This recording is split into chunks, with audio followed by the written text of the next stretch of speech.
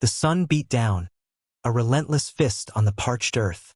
Dust devils danced like mocking spirits across the cracked, endless plain. Nothing moved but the shimmering heat haze and the slow, agonizing creep of time.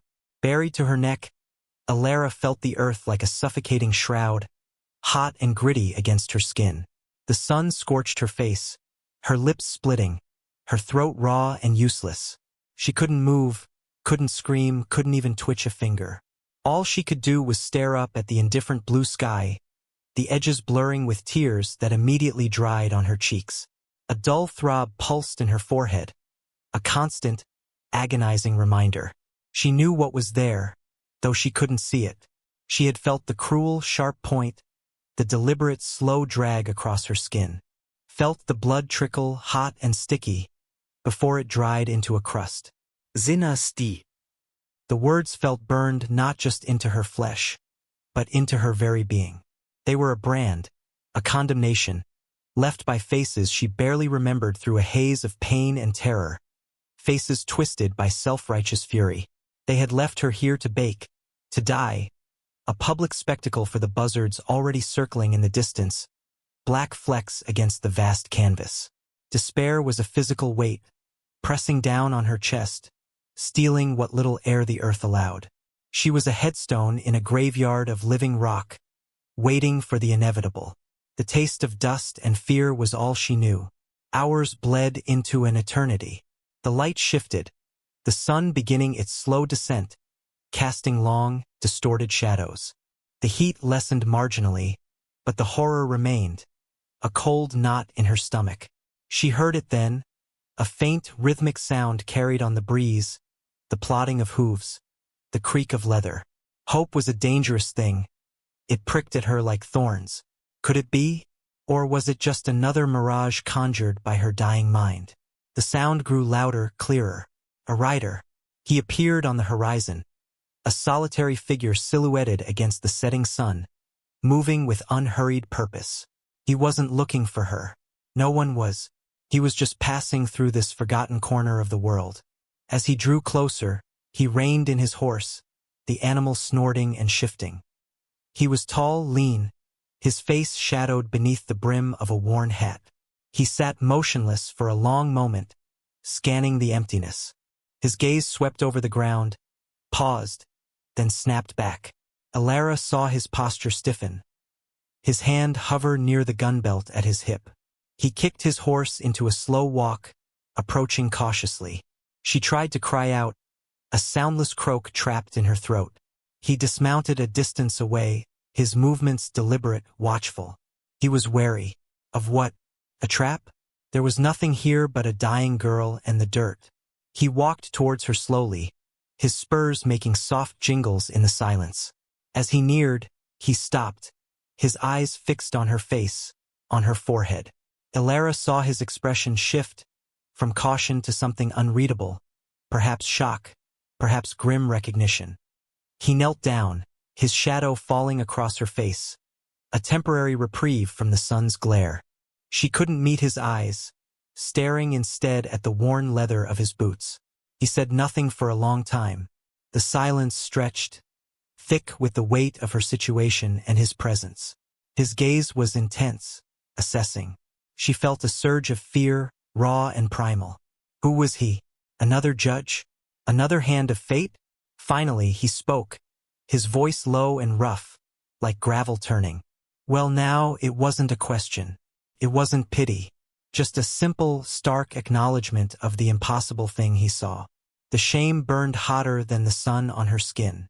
His name, she learned later, was Silas. He didn't offer it easily, nor did he ask for hers. He simply was the man who knelt in the dust and began to dig. With a small, folding spade from his saddlebag, he worked carefully, meticulously.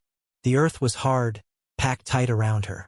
Each scoop, each scrape, was an agony against her immobilized body. She watched his hands, strong and calloused, moving with economy and purpose. He didn't speak, didn't offer comfort. There was no need for platitudes here, only action. The sun dipped lower, painting the sky in violent oranges and purples as he worked. Shadows lengthened, stretching and merging until the world around her became indistinct. The air cooled, bringing a different kind of discomfort after the brutal heat, a chill that seeped into her bones. When he finally reached her shoulders, freeing her arms, she felt a surge of desperate relief, immediately followed by cramping pain as blood rushed back into her limbs. He offered a hand, and with a trembling effort, she pulled herself up, collapsing onto the ground beside the hole that had been her grave. Her legs were numb, useless. She lay there, gasping for breath, the setting sun catching the raw, crusted wound on her forehead. He stood over her for a moment, silent. Then, without a word, he turned and walked back to his horse, retrieved a canteen, and returned. He knelt again and held the canteen to her lips. The water was warm, metallic tasting, but it was the sweetest thing she had ever known. She drank greedily, spilling some down her chin. He didn't seem to mind. When she finished, he pulled a length of cloth from his saddlebag, a clean bandana. Gently, awkwardly, he dabbed at the dirt and blood on her forehead, cleaning the wound. His touch was surprisingly careful. She flinched despite herself, but he didn't stop. The words "sinners die" stood out starkly against her pale, grimy skin. He looked at the carving, then back at her face. Still, he said nothing about it. That silence, she realized, was a mercy. He didn't ask what she had done, who had done this to her, or why.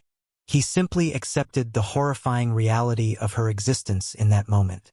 He helped her hobble to his horse, a sturdy bay gelding. Getting onto its back was a torturous process, her body stiff and bruised. He supported her, his hands firm and steady on her waist, lifting her as gently as possible. Once she was settled precariously in the saddle, he mounted behind her. She felt the warmth of his body against her back, a strange, unsettling presence after the utter solitude she had endured. He held the reins loosely, one arm casually resting on the saddle horn. He didn't embrace her or offer false closeness. Just his solid presence, a silent anchor. As they rode away from the makeshift grave, the first stars began to prick holes in the darkening sky. The silence continued, broken only by the horse's hooves and the wind whistling softly across the plain. She didn't know where they were going, who he was, or what awaited them. All she knew was that she was no longer buried, and the man behind her, the stranger with the quiet hands, was her only lifeline. The scar on her forehead throbbed, a constant reminder of the judgment she carried. But for the first time in what felt like an eternity, she felt a fragile ember of survival flicker within the ashes of despair. It was not hope, not yet, but a stubborn refusal to yield. They rode for what felt like an eternity, the world reduced to the rhythm of the horse's gait and the vast, dark expanse around them. Elara drifted in and out of consciousness, the pain in her body a dull roar beneath the surface. Silas rode tirelessly, a silent sentinel. When dawn broke, painting the sky in soft pastels, they reached a small, rocky outcrop. It offered little shelter, but it was something. He helped her dismount, her legs protesting fiercely. He built a small fire, more for warmth than cooking, and shared the meager contents of his saddlebag, some hardtack and jerky. He ate sparingly, watching her. She managed a few bites, the food dry and difficult to swallow with her cracked lips and parched throat. The silence between them was not awkward, but weighted. It was filled with unspoken questions and the heavy burden of their shared, bizarre circumstance. She looked at him properly in the daylight. His face was weathered, etched with lines that spoke of hardship and solitude. His eyes, when they met hers briefly, were the color of the prairie after rain, gray and deep, holding a quiet watchfulness. He didn't ask about the carving, but his gaze often flickered to her forehead. She felt exposed, branded for the world to see. The mark was a public declaration of her supposed sin, a scarlet letter etched in blood and flesh. She wanted to hide, to cover it, but she had nothing, and the effort felt too great. He didn't offer a way to conceal it, nor did he pretend not to see it. It simply existed between them, a silent third party. As the day wore on, he tended to his horse, cleaned his rifle, and kept a quiet vigil. She rested, her body slowly recovering from the ordeal. The sun climbed high, the heat returning, but she was out of the ground now, able to shift, to breathe freely, even if the air felt thin. He spoke only when necessary, his voice still low and measured. Instructions: drink, eat, rest, basic commands, devoid of emotion, yet delivered with an underlying current of steady reliability. He wasn't kind in a gentle way, but in a practical, enduring one. He accepted the world as harsh and dealt with it directly. His actions were her comfort. He built the fire. He shared the food. He kept watch. These were profound acts in her state of utter helplessness. Gradually, tentatively, a fragile thread of trust began to weave itself between them. It wasn't born of shared stories or confidences, but of necessity and observation. She observed his quiet competence, his lack of judgment. He observed her resilience, the spark of life refusing to be extinguished despite the trauma. She still couldn't bring herself to tell him anything, not about who she was, or who had done this. The words were lodged somewhere deep inside, buried almost as surely as she had been. But she watched him, studied his movements, the way he scanned the horizon, the subtle shifts in his posture. He was a man who lived by instinct and observation, wary of the world, but not fundamentally cruel. As the second night fell, she huddled near the fire, wrapped in the blanket he had offered her. The scar on her forehead itched and throbbed. She touched it tentatively, feeling the raised, uneven skin. It would never heal properly, never fade entirely. It was a permanent mark. A wave of despair threatened to engulf her again. Would she forever be defined by this? By the judgment of others, carved into her flesh? Silas sat on the other side of the fire, cleaning his gun by the flickering light. He seemed distant, absorbed in his task. But then, without looking up, he spoke. "Some marks ain't on the skin." His voice was quiet, barely audible above the crackling fire. She looked at him, startled. He didn't elaborate, just continued his work. But the words hung in the air, a recognition of inner wounds, of burdens carried unseen. It was the closest he had come to acknowledging the cruelty she had suffered, and it resonated deeply. It wasn't about the physical scar, but what it represented, the attempt to break her spirit. And in that moment, sitting by the fire under the vast, indifferent sky, she knew she wouldn't let them. They traveled north, Silas seeming to have a destination in mind, though he never stated it. They avoided towns, sticking to less traveled trails. Alara's body slowly mended, her strength returning day by day. The scar on her forehead remained, a vivid, angry line, a constant, visible testament to her past. She learned to live with it, to meet the wary, curious, or often disgusted stares of the few people they encountered with a quiet defiance she hadn't known she possessed. Silas remained her silent protector, his presence a shield against the world's harsh judgment. He taught her how to handle a rifle, how to track, how to read the signs of the land. He didn't coddle her, but instructed with patience, his expectations clear. She was no longer helpless. The experience in the ground had stripped her bare, but surviving it, and traveling with Silas, was forging something new within her. A hard-won resilience, a steely determination. They were approaching a small settlement, visible as a smudge of buildings on the horizon. Silas tensed, his watchfulness increasing. "Trouble?" she asked, her voice stronger now, though still quiet. He hesitated, scanning the approach. Maybe he didn't elaborate, but she understood. The world wasn't safe, and the mark she bore made her a target, either for the cruel who had put it there or for those who saw her as a living embodiment of sin. As they rode closer, they saw a small group of men waiting at the edge of the settlement. They were hard-looking, their faces set in grim anticipation. Alara's blood ran cold. She recognized one of them, the man with the pockmarked face, the one who had held her down while the other. She felt a surge of terror, quickly followed by a cold, sharp anger. They had come for her, to finish the job, to parade her. Silas saw her reaction, the flicker of recognition in her eyes. He stopped the horse, his hand resting on the butt of his rifle. The air grew taut, charged with unspoken threat. The men started forward. "That's her," one of them yelled, pointing. The pockmarked man grinned, a cruel, gaping maw. "Come to see the sinner buried proper this time, Silas?" "Shoulda left her for the buzzards." Silas didn't reply. His gaze was fixed on the group, his posture radiating a quiet, deadly calm. Alara felt a wave of nausea, but she held herself steady. She looked at Silas, at the unwavering resolve in his eyes. He wasn't going to abandon her. Not now. She reached into her saddlebag, her hand closing around the small, heavy pistol Silas had given her. Felt solid, real. The men advanced, spreading out slightly, trying to flank them. Silas raised his rifle slowly. "Get back." His voice was low, but carried an unmistakable authority.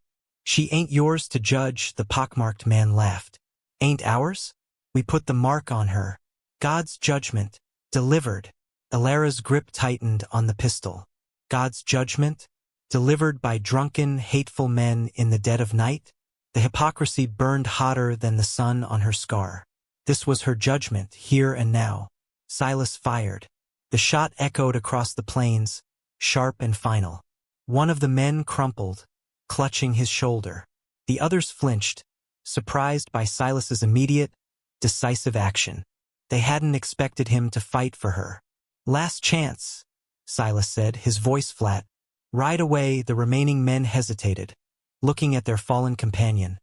Then at Silas, then at Alara, standing straighter now, the pistol visible in her hand, her eyes locked on them. The visible mark on her forehead seemed to make her defiance all the more shocking. This wasn't the broken, whimpering girl they had buried. This was something else. Fear, cold and sharp, flickered in their eyes. The pockmarked man snarled, but the will to fight had drained from him. They scrambled to help their wounded companion, casting hateful glances back at Silas and Alara, before mounting their horses and riding away, back towards the settlement they had emerged from. They watched until the men disappeared back into the cluster of buildings. The silence that fell was different now, charged with the residue of conflict. Alara slowly lowered the pistol, her hand trembling slightly. She looked at Silas. His rifle was still raised, his gaze fixed on the horizon, ensuring the threat was truly gone. He wasn't triumphant, just ready, always ready. He finally lowered his rifle and turned back to her. He didn't praise her, didn't offer effusive words. He simply nodded. It was enough, more than enough. It was an acknowledgement of her presence, her newfound resolve, her readiness to face the consequences of her mark head-on. They didn't go into the settlement. The risk was too great, the judgment within its walls too likely to be the same as that of the men who had tried to claim her. They turned their horses and rode around it, continuing their journey north. As they rode, Alara reached up and touched the scar on her forehead. It no longer felt like a brand of shame, but a badge of survival. It was a part of her story, a testament to what she had endured and overcome. The pain was a memory, the fear a shadow, but the resilience forged in the earth, tempered by the sun and the silence, was real and permanent. She had been marked for death, buried as a sinner, but she had risen. And the man who had dug her out, the quiet, stoic stranger, had not just saved her life. He had helped her reclaim it.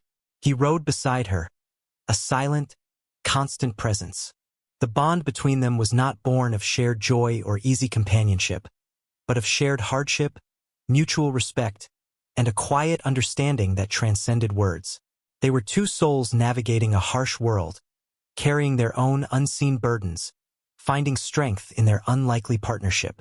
The sun began to set, casting long shadows that stretched across the vast, empty land. It was the same sun that had beaten down on her as she lay buried, but now its light felt different, less like a torment, more like a promise of a new day. The future was uncertain, the road ahead undoubtedly hard. The mark on her forehead would always draw unwanted attention, judgment, perhaps even danger. But she was no longer the girl buried in the ground, waiting to die. She was Alara, marked but unbroken, traveling north with the quiet man who saw not a sinner, but a survivor. The world was cruel, yes, but it was also vast and full of unknown possibilities. And for the first time, she was ready to face them, not with fear, but with a quiet, determined courage. Their journey continued, two figures against the immense canvas of the land, a testament to resilience, to the unexpected connections forged in the crucible of suffering, and the enduring power of simply refusing to die.